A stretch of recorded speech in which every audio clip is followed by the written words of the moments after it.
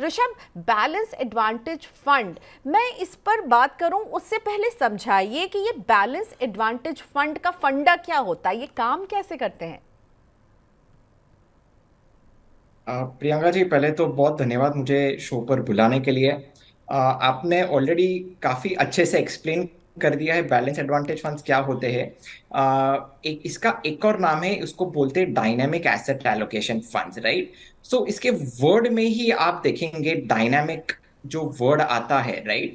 ये particular funds जो होते हैं वो इक्विटी और डेट दोनों में इन्वेस्ट करते हैं, राइट। और ये डायनामिकली मैनेज होता है। जब भी मार्केट गिरता है तब फंड मैनेजर्स इक्विटी में ज्यादा एक्सपोजर लेते हैं, और जब मार्केट तेजी में होता है, जब वैल्यूएशंस एक्सपेंसिव होते हैं, राइट, तभी वो इक्विटी से रिड्यूस करके डेट में ज्यादा निवेश करते हैं, राइट। सो जिन्हें टाइमिंग सूटेबल नहीं है, जो टाइम नहीं कर सकते हैं, जो बिगिनर्स है, राइट, वो डायनेमिक एसेट एलोकेशन फंड्स उनके लिए बहुत ही बेहतरीन होता है, क्योंकि उनका जो इक्विटी और डेट का जो एसेट एलोकेशन है वो फंड मैनेजर ही वो मैनेज करता है as per the trends in the market. So bottom line, जब मार्केट गिरेगा तब इक्विटी एक्सपोजर ज्यादा फंड मैनेजर्स लेंगे, और जब मार्केट्स एक्सपेंसिव हो गए, जब मार्केट्स के वैल्यूएशंस जब ऊपर जा रहे रहते, तभी वो इक्विटी से कम करके डेट में ज्यादा एक्सपोजर लेते। सो एक बैलेंस काइंड ऑफ वे से ये फंड्स मैनेज होते हैं, विच गिव्स मॉडरेट और balance returns, consistent returns over a longer period of time. Okay, so दो कीवर्ड्स हैं, डायनामिक एसेट एलोकेशन इसमें होता है, यानी फंड मैनेजर बाजार के मूड के हिसाब से इक्विटी और डेट के एक्सपोजर को बदलते रहेंगे, राइट। और दूसरा जो एक कीवर्ड दिया ऋषभ ने मुझे कि ये बिगनर्स के लिए यानी फर्स्ट टाइम इन्वेस्टर के लिए ऋषभ को लग रहा है कि ये एक अच्छे चॉइस हो सकते हैं। अब थोड़ा सा स्ट्रैटेजी भी बताइए, इनका काम करने का क्या तरीका होता है, ये किस तरह की स्ट्रैटेजी को फॉलो करते हैं ऋषभ? प्रियंका जी, इसमें दो टाइप के स्ट्रैटेजीज फॉलो होते हैं। एक है प्रो सिक्लिकल स्ट्रैटेजी और दूसरा है काउंटर सिक्लिकल स्ट्रैटेजी। मेथडोलॉजी मोटा मोटी जो फर्स्ट क्वेश्चन में जो मैंने आंसर दिया है वो वैसे ही रहेगा, कि जब इक्विटी नीचे गिरता है, राइट, जब वैल्यूएशन गिरता है तभी ज्यादा इक्विटी में एक्सपोजर रहता है। बट इसमें ये एक हेयरलाइन डिफरेंस है। प्रो सिक्लिकल स्ट्रैटेजी क्या होता है कि buy high sell higher, means जो इक्विटी जो रहता है वो जब फंड मैनेजर को लगता है कि बुल रन स्टार्ट होने वाला है, तभी उन लोग they will start accumulating equity, और जब मार्केट एकदम पीक पे चला जाता है तब वो इक्विटी सेल करते हैं। So buy high sell higher a pro cyclical strategy होता है। ये स्ट्रैटेजी थोड़ा सा अग्रेसिव स्ट्रैटेजी होता है, इसमें इक्विटी एलोकेशन थोड़ा ज्यादा होता है। ये फंड्स थोड़े से वॉलेटाइल होते हैं और इसमें रिटर्न्स भी लॉन्ग टर्म पे हायर दिखाई देंगे। दूसरा जो स्ट्रैटेजी है जिसे काउंटर सिक्लिकल जो बोलते हैं, वो वैल्यूएशन कॉशियस स्ट्रैटेजी होता है। Means buy low, right, and sell high. Buy low means जब वैल्यूएशन एकदम चीप पे जा रहे रहते हैं, जब मार्केट गिरता हुआ नजर आता है, जब मार्केट ऑलरेडी बॉटम कर चुका रहता है, तब फंड मैनेजर्स इसमें हैवी अक्यूमुलेशन करते हैं। और जब मार्केट रीजनेबल वैल्यूएशंस पे पहुंच जाते हैं, तो तब फंड मैनेजर्स इक्विटी में से निकल के धीरे धीरे डेट में निवेश स्टार्ट कर देते हैं, राइट।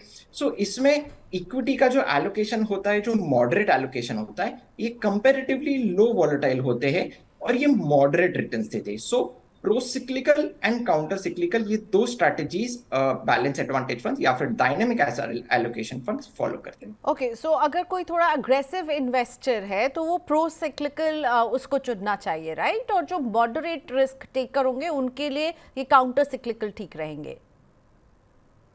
परफेक्ट प्रियंका जी।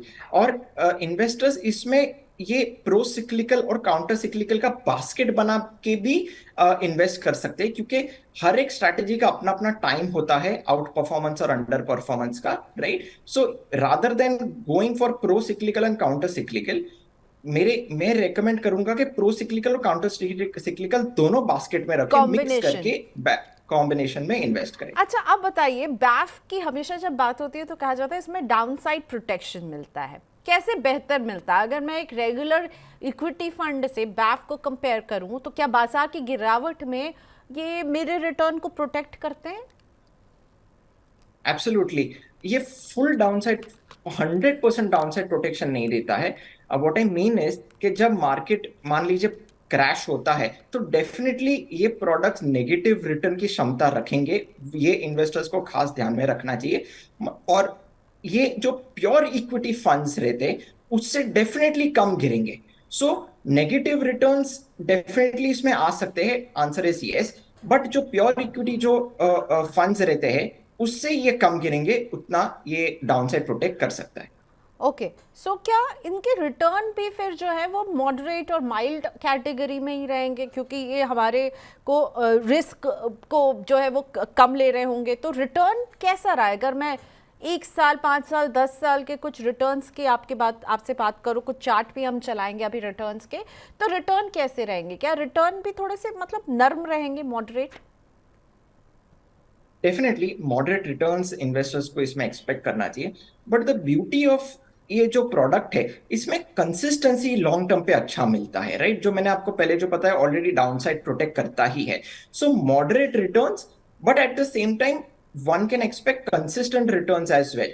सो मेरे हिसाब से अगर आप लॉन्ग टर्म पकड़ के रखे ये फंड्स में, सो एनीवेयर बिटवीन 6 से 12% CAGR के आसपास लॉन्ग टर्म में इन्वेस्टर्स इसमें एक्सपेक्ट कर सकते हैं। ओके फाइन, तो किस तरह के निवेशक को इसमें निवेश करना चाहिए? आपने शुरुआत में कहा बिगिनर्स, तो क्या केवल बिगिनर्स के लिए आप कहेंगे, या फिर कोई अगर अपने रिटायरमेंट में एक बड़े कॉर्पस को निवेश करना चाहता है, तो क्या उस तरह के निवेशक के लिए भी आप बैफ जैसा फंड चुनेंगे? यानी और अगर कोई अग्रेसिव इन्वेस्टर है तो क्या उसके लिए बैफ सही नहीं होगा? ये मोटा मोटी ओवरऑल ये मीडियम रिस्क टेकर्स के लिए है प्रियंका जी। जो बिगिनर्स है, जिन्हें इक्विटी डेट में समझ नहीं है, कितना इक्विटी में जाना चाहिए, कितना डेट में, टाइमिंग नहीं कर सकते, जिन्हें moderate returns but consistent returns long term के लिए, जी आपने करेक्टली पुट किया, जो ऑलरेडी रिटायरमेंट के ब्रैकेट में आ चुके हैं, राइट? वो ज्यादा रिस्क नहीं ले सकते, मगर फिर भी क्योंकि आज हमारी लाइफ एक्सपेक्टेंसी भी इंक्रीज हो गई है, so little bit of equity exposure is very much important. So जो रिटायर्ड लोग हैं इसमें ये डेफिनेटली कुछ एक्सपोजर इसमें ले सकते हैं। जिन्हें लो वॉलेटिलिटी चाहिए, डाउनसाइड प्रोटेक्शन चाहिए, और इसमें जिन्हें कैश फ्लो, जो SWP मेथोडोलॉजी होता है, जो सिस्टमैटिक विड्रॉल प्लान, जिससे जिन्हें रेगुलर इंटरवल्स में कैश फ्लो की जरूरत है, क्योंकि इसमें हम लॉन्ग टर्म रिटर्न्स थोड़े प्रिडिक्ट कर सकते हैं, तो ये बहुत ही बढ़िया कैटेगरी है for systematic withdrawals as well.